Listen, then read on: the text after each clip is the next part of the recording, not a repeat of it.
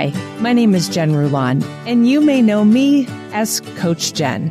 After knocking out 15 Ironman triathlons, I am an everyday, healthy human just like you. In this podcast, we will discuss how to metamorphosize into an everyday, healthy human through healthy physical habits and mindsets, as well as authentic living. Let's transform together in this journey called life and become the best, everyday, healthy human ever. Hello, and welcome to the Everyday Healthy Human podcast. I'm your host, Jen Rulon, or you may know me as Coach Jen. Well, today I'm going to talk to you about how I absolutely hated running. Hated it. But then I'm also going to provide you 3 tips on to help you with your runs as you transition into your own beautiful butterfly, whatever that might be, whether you're getting ready for a 5K, a 10K, marathon, half marathon, Ironman, half Ironman, whatever that might be. But let me explain to you a little bit briefly about how I hated running. Y'all, if you're around my age, you may remember the presidential physical fitness test that we had to take. It was chin-ups for women or girls, pull-ups for boys. There were sit-up tests, jumps, and then, of course, the mile run, which I dreaded. I think I was either probably the last or the second to last runner, and I was running maybe a 9-minute, 9:05, 9, something like that. And I was the slow one because some of my girlfriends, they were knocking out 5:30, 6-minute pace. Like they just had that mindset of like, I got to do a minute. I got to go hard. I got to go fast. Where I was like, I don't really need to run that fast, right? I hated running. I don't know what it was. I never was on the track team. And even when I would run for softball as a warm up, I hated it. We would have to run around the field a couple times, right? I hated it. So during my journey, when I decided I wanted to do an Ironman, I realized, I'm going to have to run. I'm going to have to figure it out. So when I put on my Air Pegasus for the first time, my Nike Air Pegasus for the first time, I thought to myself, okay, well, I'm going to run. You sort of know how to run. So you're going to run down a mile and you're going to, in your little town of Whitewater, Wisconsin, and you're going to run back a mile, right? And that's exactly what I did. I didn't know what I was doing. I didn't know the form. I didn't know the consistency. I thought, I'm just going to go run, that first mile back and run back. So I thought, okay, I got to do a marathon before I do my Ironman. And I'll discuss that mindset at another episode. But my first marathon was in San Antonio, Texas. And it was before we did the rock and roll marathon, or before they did the rock and roll marathon. And my first marathon was like a 4 hour and 34 minutes, something like that, which is a 10:45 per mile, or I know I have some followers who do kilometers, or it was a 6:49 per kilometer. So I was happy that I went under 5 hours. I thought to myself, oh my God, this is amazing. I remember seeing the finish line to the Alamo Dome and I got emotional and I started tearing up and I started having heavy breathing because I thought, oh my God, I'm almost at the finish line. I did this marathon. So my first marathon in San Antonio, Texas was a 4:34. And considering I hated running, I learned how to become a better runner and a more efficient runner because my last marathon was at Ironman, Florida, and I clocked a 3:40:35, which is an 8:25 per minute mile or a 5:14 per kilometer. So I literally took off 2 minutes and 20 seconds per mile from my first marathon time. And I tell people this, that I think it is a lot easier to run a marathon in an Ironman than a straight out marathon. And that will be another podcast for another time. But I want to give you 3 tips that will help you on your runs and things that I decided to focus on. Now, like I said, you may want to go do a 5K. You might want to go do a 10K. You might want to do a mile. I get it. I hated running and I got really good at it. Went from a 4:34 marathon to a 3:40 marathon. I dropped 2 minutes and 20 seconds per mile from my first and my last. And this is how I did it. First and foremost, tip number 1, start gradual and focus on consistency. Now, the biggest mistake that I see runners, potential runners, people getting ready for a marathon or a half Ironman or an Ironman is when they start their running, they start off way too fast. One, and they increase their time too fast. So let's say, for example, you're new to running. Maybe I would have you do 20 minutes of a run, but I would do this. I would break up 20 minutes into 5-minute segments. So for example, if you didn't even start running, you would run a minute, walk 4, and you would do that 4 times, right? And then maybe the next week you would run 2 minutes, walk 3. You do that for 20 minutes. Then maybe that next week you would run 3 minutes and then walk 2, and then do that for another 4 times and stay in that 20-minute zone, right? Because eventually we want to start you running longer than walking. And this is where a lot of runners will start off, or potential runners will start off, is that they will go out and run for 20 minutes straight. And then the next day they're like, oh my God, my back's killing me. My knee's killing me.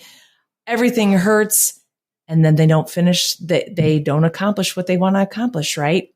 So if you notice that each week we would increase it just based off of minutes, whether that's running 1 minute, walking 4, and then running 2 minutes, walking 3, running 3 minutes, walking 2, and then eventually you're going to start running 4, walking 1, and then you would do 5 and then not walk at all. But something else that I want to share is that when I put together my athletes' workouts, especially in the running segment, is that I don't have them go more than 10% of time. So for example, if you are out, let's say you're running for 30 minutes, let's say your longest run is going to be a 30-minute run. Maybe that next week, I would only give them 33 to 35. So another, like about a 10% rule, right? We don't want to go longer than 10%.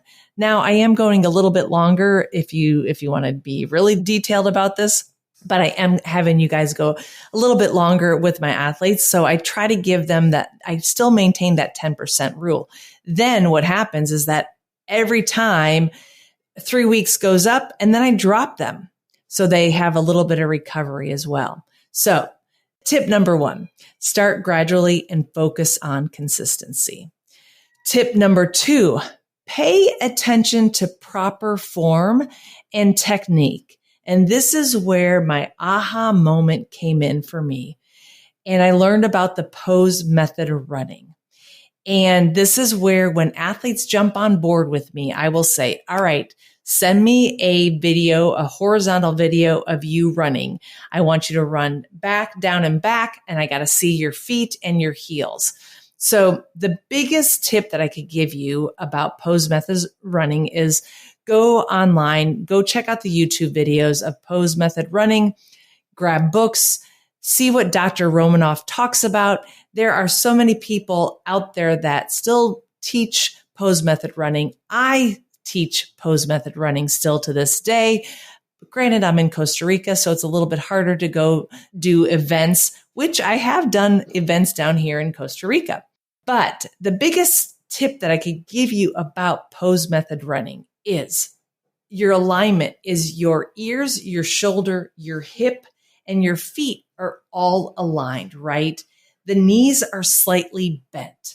Then what's going to happen is I'm going to have you raise your foot to your knee where your knee is almost at a 4. It's at a 4. And you're going to see that on the YouTube videos with pose method running. And what you want is you want to be bound. You want to bounce. And what happens is, so for example, let's everybody get into that. If you're not driving, if you're standing, stand up. Think about this. Look ahead. Your shoulder, your ears, your shoulder, your hip and your feet are aligned and your knees are bending, right? Now I want you to start bouncing, just like you're jump roping. That is the type of moment and the feel that we want in our everyday running. We want that lightness of our run. Where do you land? Where are you landing? You're landing on the balls of your feet with a little bit of lightness on the arch, right? You're not toe running, you're not heel running, but you're landing on the balls of your feet and just sort of the lightness of the arch. So that is the biggest thing that I could talk to you about in pose method running. And if this is something we want to talk about later, maybe I can get one of my really good friends on who's a phenomenal pose method run coach, which I think is a great idea. Pose method running. Check it out. Dr. Romanoff. Go on their YouTube channel. Go onto their Instagram. And if you are in Costa Rica, yes, I could still teach you pose method running. It's a beautiful thing. But with pose method, you don't start off pose method running for 20, 30 minutes, because I will tell you right now that your calves and your Achilles will be on fire if you're not used to running on the balls of your feet. And number 3, I'm going to talk about this. You need to incorporate strength and cross training. To become a better runner and reduce the risk of over injuries, you need to include that strength training. And this is not because I say it, but I am a big advocate of strength training. But I remember when I started blending strength training and my Ironman triathlon training, and I started seeing amazing results because I started reading a lot of articles about the importance of strength for runners, for cyclists, for swimmers. And if you know me, I have that app out. It's Rulon 2.0, and it is only $15.99 per month. In that app, there are over 50 workouts. I go live at least once a week. And the goal is to get you guys out there strength training. It's so important. Now, why is strength training important? If you go check out Charles Poliquin, Poliquin, he has an article that says top 10 reasons why why runners need to strength train. And the number one reason that he writes about is that we get faster. If you incorporate strength training, we get faster. And let me quote something that he wrote about in this article. A study that tested the effect of a maximal lower body strength training program on elite runners found that they improved running their running economy by 5%. Even more impressive, they increased the amount of time they could run at their maximal aerobic speed by 21.3%.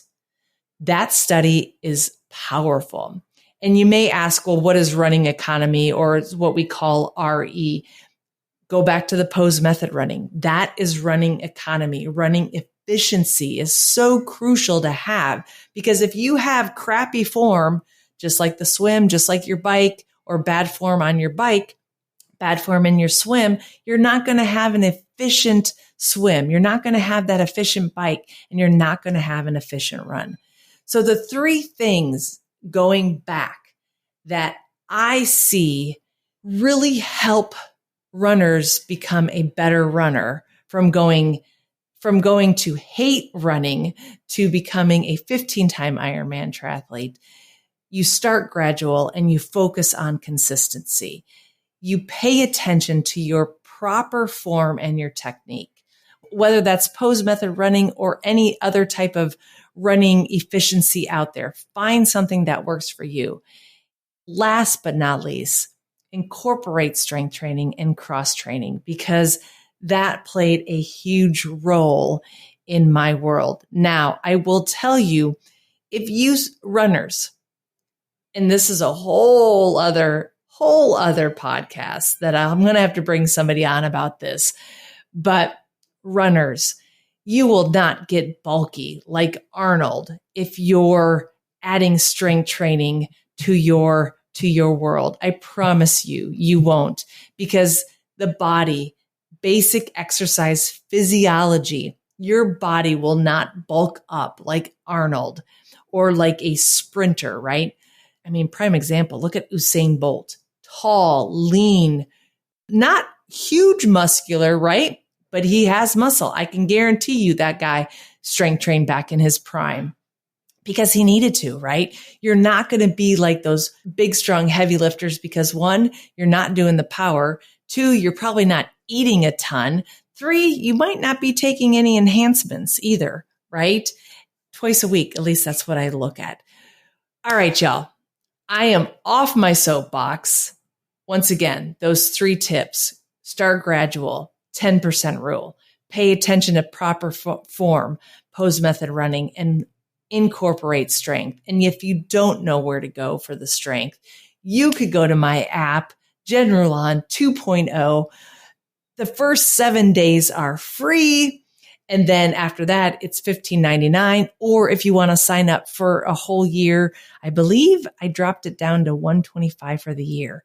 So I'm super excited for you guys to jump on there. Once again, there are over 50 workouts for you to do anywhere around the world, whether you are in Costa Rica or you are in the States or Australia or wherever that might be.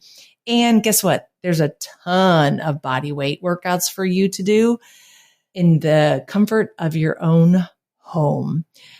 If you have dumbbells or kettlebells or band, I think it's great, but it's not necessary. So with that said, I hope this podcast was very helpful, especially if you are starting out and wanting to start your running journey. If you have any other questions, you know where to find me. Go to jenrulon.com, or you could email me, podcast@jenrulon.com, or you could go to Instagram, Coach Jen Rulon. And if you are loving the Everyday Healthy Human podcast, all you need to do is like, share, subscribe, make a comment, because as we know, in Costa Rica, all we got to say is Pura Vida and ciao.